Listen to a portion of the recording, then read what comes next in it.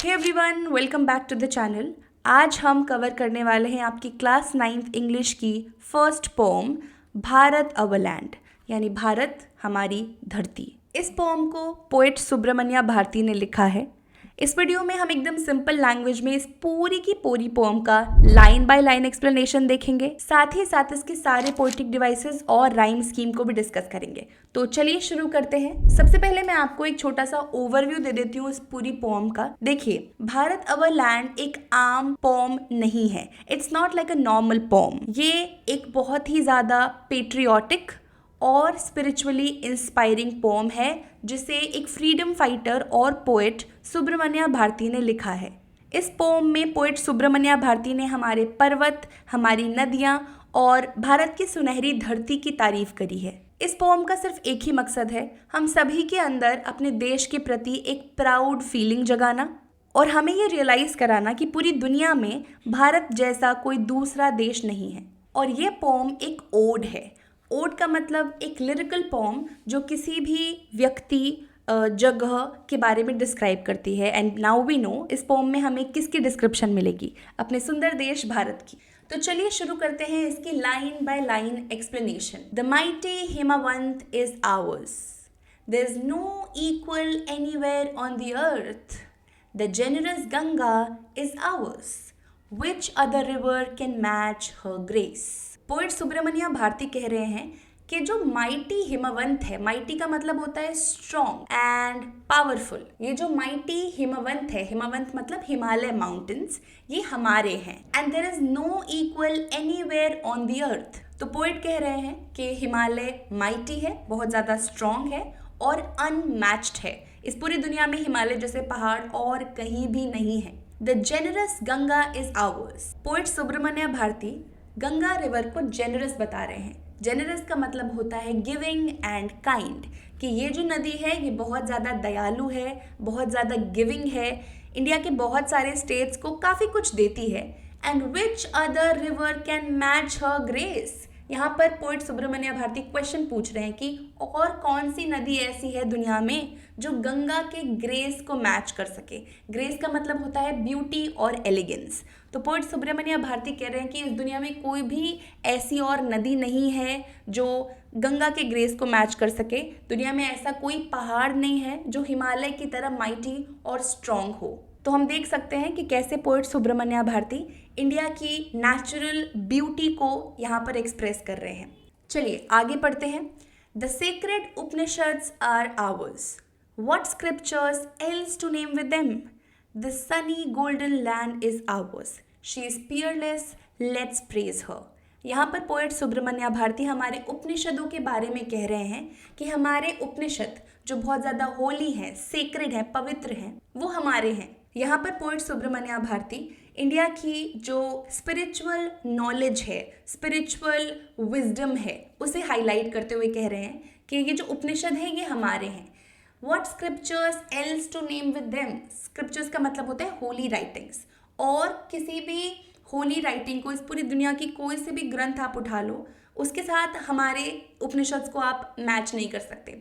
Our Upanishads are unmatched. The sunny golden land is ours. Poet Subramania Bharati हमारी धरती को golden बता रहे हैं कि ये जो सनी गोल्डन लैंड है ये हमारी है। She is peerless.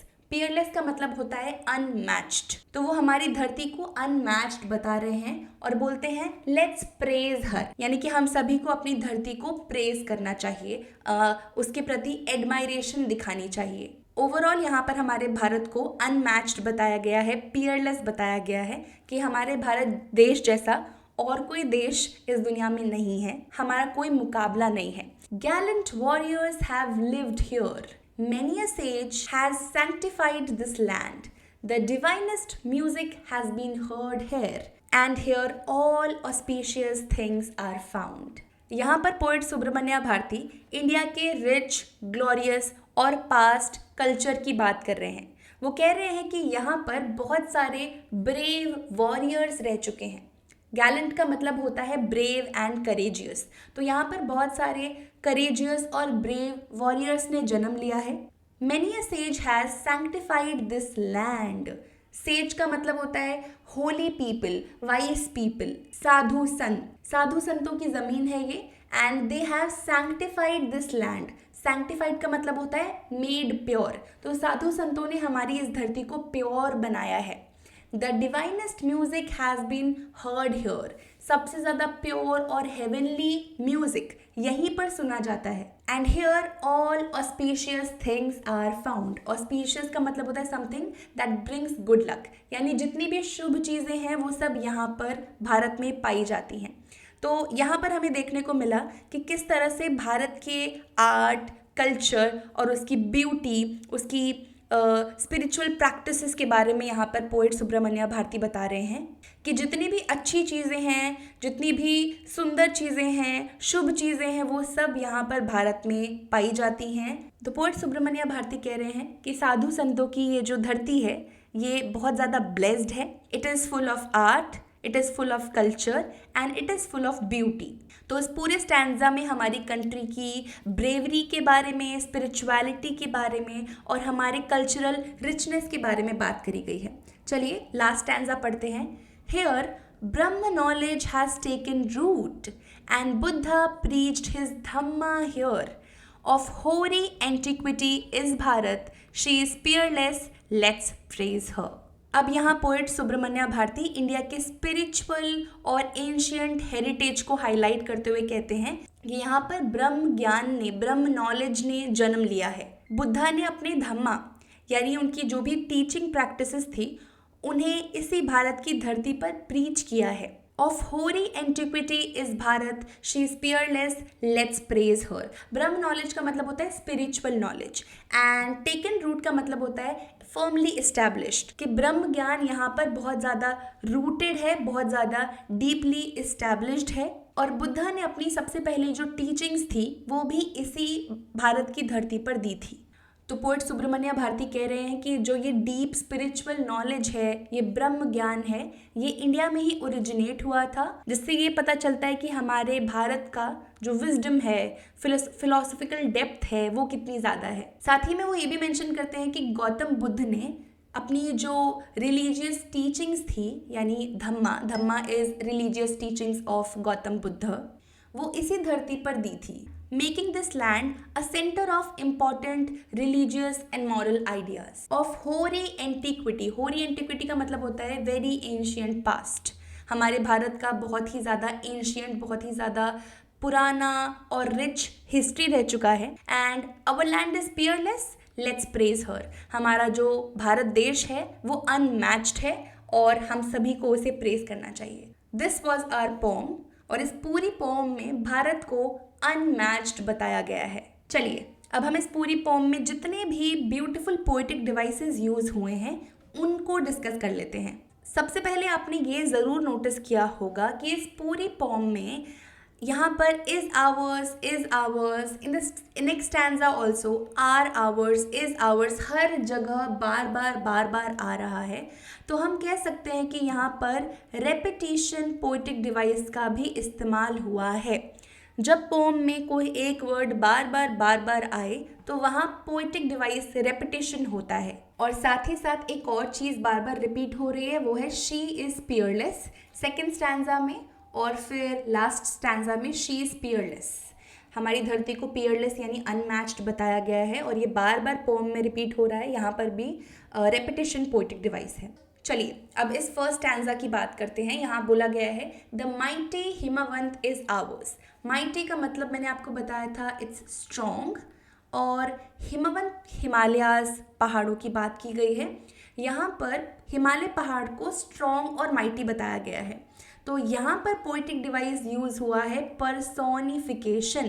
Personification poetic device का मतलब होता है जब आप किसी नॉन लिविंग चीज़ को ह्यूमन बींग्स की क्वालिटी दे देते हो। हिमालय के पहाड़ नॉन लिविंग है लेकिन उन्हें माइटी बताया है। Mighty is a human being quality, so hence the poetic device used here is personification. एक और जगह यहाँ पर पर्सोनिफिकेशन पोएटिक डिवाइस इस्तेमाल किया है, अगर आप ध्यान से देखोगे तो आपको समझ आएगा। जेनरस गंगा, जेनरस का मतलब मैंने आपको बताया था somebody who is kind, but technically Ganga is not living, तो यहाँ पर गंगा को हमने ह्यूमन क्वालिटी दी है, तो यहाँ पर भी पर्सोनिफिकेशन पोएटिक डिवाइस है। अलॉन्ग विद दैट इस पूरे स्टैंजा में इमेजरी पोएटिक डिवाइस का भी इस्तेमाल हुआ है। इमेजरी वो पोएटिक डिवाइस होता है जब आपको पोम की किसी भी लाइन को पढ़ के आपके दिमाग में कोई इमेज क्रिएट हो। तो जब आप इसे पढ़ते हैं, the mighty Himavant is ours, the generous Ganga is ours, तो आपके मन में एक इमेज क्रिएट होती है। तो यहाँ पर इमेजरी पोएटिक डिवाइस भी है। साथ ही साथ में यहाँ सिंबॉलिज्म भी है, क्योंकि हिमावंत जो हिमालय पहाड़ हैं वो स्ट्रेंथ और ग्रेटनेस को सिंबलाइज कर रहे हैं। गंगा जो नदी है वो प्योरिटी और लाइफ को सिंबलाइज कर रही है। And there is one more important thing over here which is the question, which other river can match her grace with a question mark, right. Poet सवाल पूछ रहे हैं कि दुनिया में कौन सी ऐसी नदी है जो गंगा के ग्रेस को मैच कर सके। वो इस सवाल का जवाब नहीं चाहते हैं। He is just asking this question to show superiority of river Ganga. तो ये थे सारे पोएटिक डिवाइसेस फर्स्ट स्टैंजा में यूज हुए हुए। Let's move on to the next stanza. The sacred Upanishads are ours, what scriptures else to name with them. यहाँ पर भी आप देख सकते हैं रिटोरिकल क्वेश्चन पूछा गया है फिर से। तो these are not meant to be answered. यहाँ पर भी रिटोरिकल क्वेश्चन पूछा गया था, यहाँ पर भी एक रिटोरिकल क्वेश्चन है। This sunny golden land is ours, she is peerless, let's praise her. तो हमारे भारत की धरती को पियरलेस बताया गया है, unmatched which is again a human quality. तो this sunny golden land is ours, she is peerless, हमारी धरती को शी बोला गया है जैसे हम किसी ह्यूमन बीइंग को एड्रेस करते हैं। तो यहाँ पर भी पोएटिक डिवाइस पर्सोनिफिकेशन का इस्तेमाल हुआ हुआ है। और साथ ही साथ सिंबॉलिज्म भी देखने को मिलता है, क्योंकि ये जो उपनिषद हैं ये इंडिया की नॉलेज और विजडम को सिंबलाइज कर रहे हैं। और ये जो गोल्डन लैंड है ये सिंबलाइज कर रहा है हमारे सोने की धरती को, यानी कि हमारे इंडिया की रिचनेस को और प्रॉस्पेरिटी को। तो यहाँ पर मैं कह सकती हूँ कि सिंबॉलिज्म पोएटिक डिवाइस है। And here also is symbolism poetic device is used. आगे देखते हैं। Gallant warriors have lived here. Many a sage has sanctified this land. The divinest music has been heard here. Heard here यहाँ पर साफ साफ दिख रहा है हमें alliteration poetic device है। alliteration poetic device का मतलब होता है जब इस पोम में आसपास आने वाले वर्ड्स सेम साउंड से शुरू हों। तो हर्ड, हेयर दोनों ह साउंड से स्टार्ट हो रहे हैं, तो यहाँ पर एलिट्रेशन है। And all here are auspicious things are found. I think that is it for this stanza. Now let's look at the last one. Here Brahma knowledge has taken root and the Buddha preached his dhamma, of hoary antiquity is Bharat, she is peerless, let's praise her. She is peerless, let's praise her. Again you can say repetition is there. Okay, I think that is it, and I think I missed one, which is this one. There is no equal anywhere on the earth. Do you think कि यहाँ पर poetic device hyperbole है? क्योंकि इस बात को बहुत ही बढ़ा चढ़ाकर बहुत कॉन्फिडेंटली पोएट सुब्रमण्य भारती ने कहा है कि हमारे इंडिया जैसा इस दुनिया में कहीं और कोई नहीं है। हमारे इंडिया में जो पहाड़ है हिमालय, ऐसा और कहीं और नहीं है कोई। So this is a bit exaggeration also. तो हम कह सकते हैं यहाँ पर हाइपरबली पोएटिक डिवाइस भी है। तो ओवरऑल पूरी जो पोम है उसका टोन काफ़ी पेट्रियाटिक है, प्राउड है, और ये पोम हमारे अंदर भी अपने नेशन के लिए प्राइड और रिस्पेक्ट की भावना को जगाती है। चलिए अब इसकी राइम स्कीम की बात कर लेते हैं। राइम स्कीम का मतलब पोम की जो लाइन है उसका जो लास्ट वर्ड है ये एक जैसा साउंड कर रहा है या नहीं।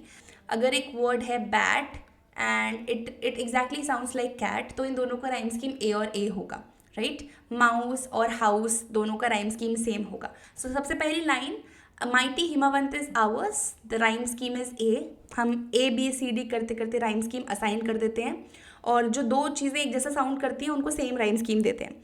तो there is no equal anywhere on earth, earth और आवर्स एक जैसा साउंड नहीं कर रहे, तो इसका राइम स्कीम हो गया B. The generous Ganga is ours, again word ही सेम है तो इसका राइम स्कीम भी ए होगा। एंड ग्रेस, ग्रेस आवर्स के साथ नहीं साउंड कर रहा, मैच कर रहा, ना ही अर्थ के साथ राइम कर रहा है, तो इसका राइम स्कीम सी है। सो ए बी ए सी, यहाँ आवर्स आ गया फिर से, तो इसका राइम स्कीम ए होगा। ये वर्ड देम है, ये पीछे किसी भी वर्ड की तरह साउंड नहीं कर रहा है, तो आप इसकी राइम स्कीम को डी बोल सकते हो। ये जो आवर्स है again A. Her is not rhyming with even a single word यहाँ पर, तो आप इसे ई बोल सकते हो। आप देख सकते हो ये राइम स्कीम बहुत ज़्यादा इरेगुलर है। इस पूरी पोम में आप पूरे राइम स्कीम को आप इरेगुलर ही पाओगे, और ऐसे पोम्स जिनका कोई राइम स्कीम फिक्स नहीं होता इन्हें हम फ्री वर्सेस कहते हैं। तो 100 बात की एक बात मैं कह सकती हूँ कि इस पूरी पोम में कोई राइम स्कीम नहीं है, इट्स फ्री वर्स। ओके, तो ये था हमारा भारत अवर लैंड का line by line breakdown. I am sure अब आपको एक एक स्टैंजा अच्छे से क्लियर हो गया होगा, लेकिन बिना क्वेश्चन प्रैक्टिस किए प्रिपरेशन एकदम अधूरी है। एग्जाम में पोम की इन लाइन्स से कैसे क्वेश्चंस बनेंगे ये जानने के लिए स्क्रीन पर आ रही इस नेक्स्ट वीडियो पर क्लिक करो, जहां हम इस पोम की समरी और most important extra questions discuss करने वाले हैं। तो मिलते हैं उस वीडियो में। सी यू देयर।